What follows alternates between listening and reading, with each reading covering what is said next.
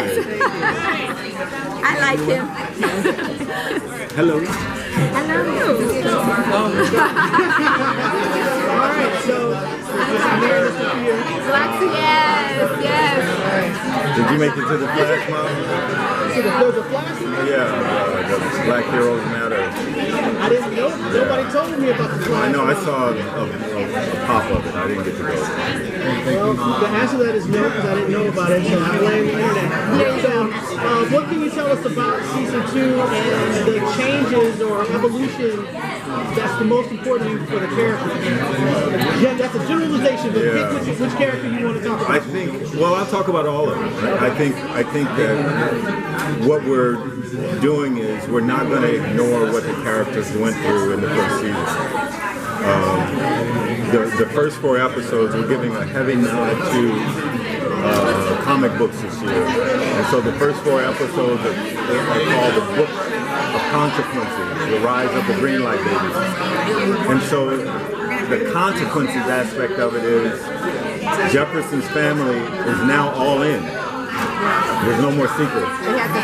And so there's consequences to that. Lynn has used a shotgun. Jennifer has used her powers in a fight. And so they're all in.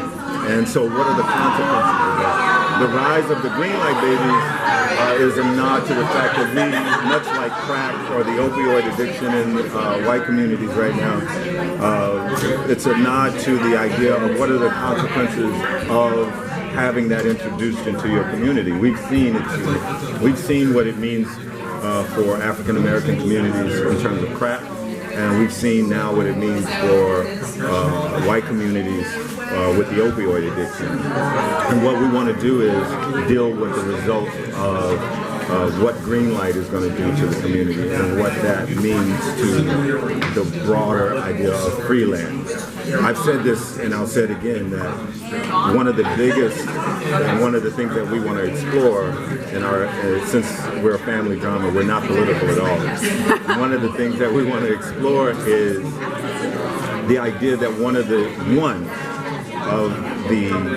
biggest stereotypes in America is that all white people are rich and doing great.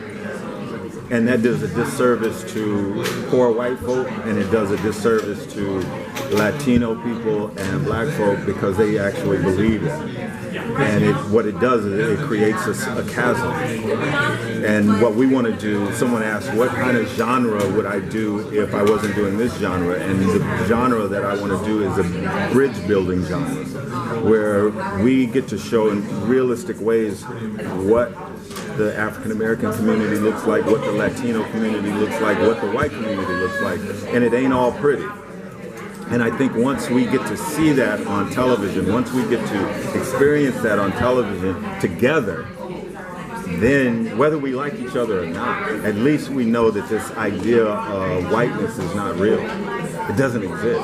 Humanness. The same way this idea of the inferior African American or the inferior Latino or the inferior anybody doesn't exist. That shit has been used to divide us as a country for so long that it's time for it to go. And so our approach will be that approach, is that the rise of the Greenlight Babies and the rise of Greenlight will bring the communities together, and we'll have to fight together. If there is no other time that illuminates that these things are used to divide us, it's now.